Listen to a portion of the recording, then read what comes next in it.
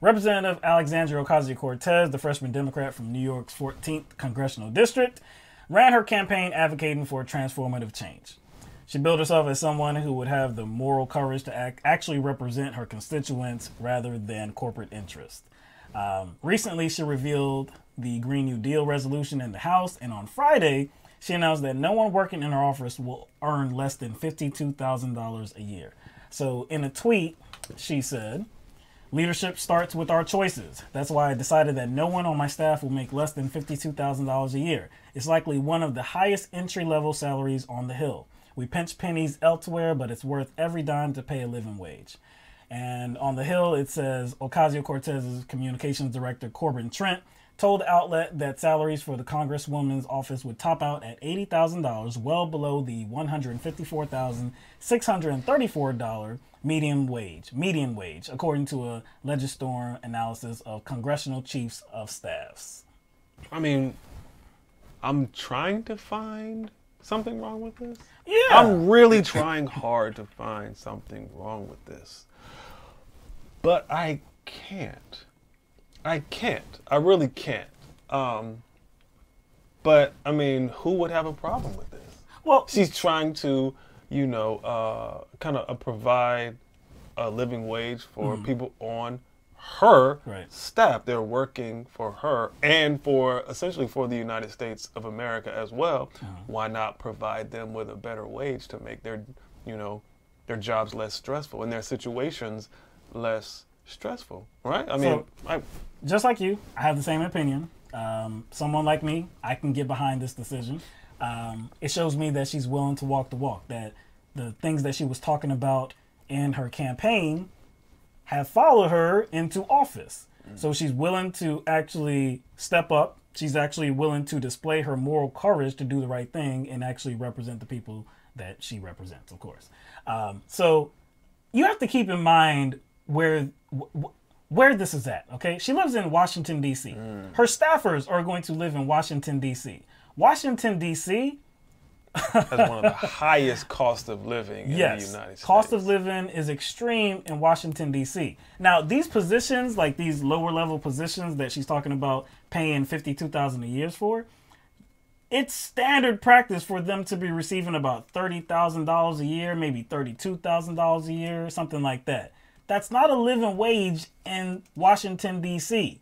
On Fox News, they chose to compare what Alexandria Ocasio-Cortez is doing to socialism and communism. So we have a clip for you that we want to show you. Get a load of this, right? A tweet went out yesterday. She said leadership begins at home or whatever, however she put it. And she's basically announcing that she is going to redistribute the money appropriated to her congressional office to make sure that the entry-level staffers get a fair share of money. Now, let me show you the numbers here, right? She puts this out. She wants $52,000 for the entry-level staff salary for anyone in her office. Here's the problem.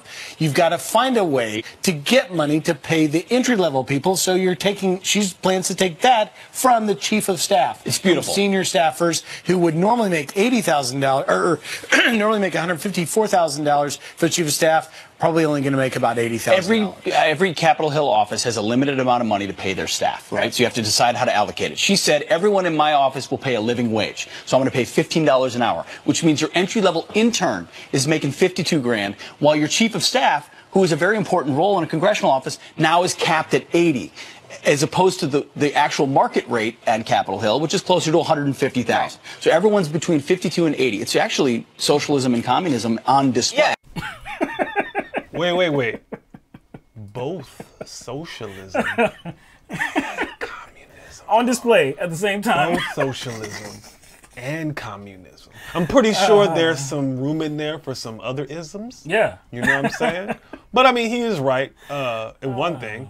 Every Congress person gets the same amount of money. Right. Now, they can allocate that money any way they see fit. Right. And that's what she's doing. Now, if her team of senior staffers is okay with taking a pay cut, I don't see the big deal. And like, you think that she didn't inform potential staff members that she was going to bring on board that they might take a pay cut. There's already been statements made by people on her staff that say, yeah, I mean, that's what we have to do. We are on board with her. We were on board with this decision. You know, she went over it with us and we still came on board. So if they're fine with it, then I don't see why the people on Fox News who are most likely making millions themselves, like, have a problem with it. No. It's an interesting word that we heard there at the beginning. Redistribute. This is a freshman congresswoman. She hasn't been in office before. She's not redistributing a damn thing.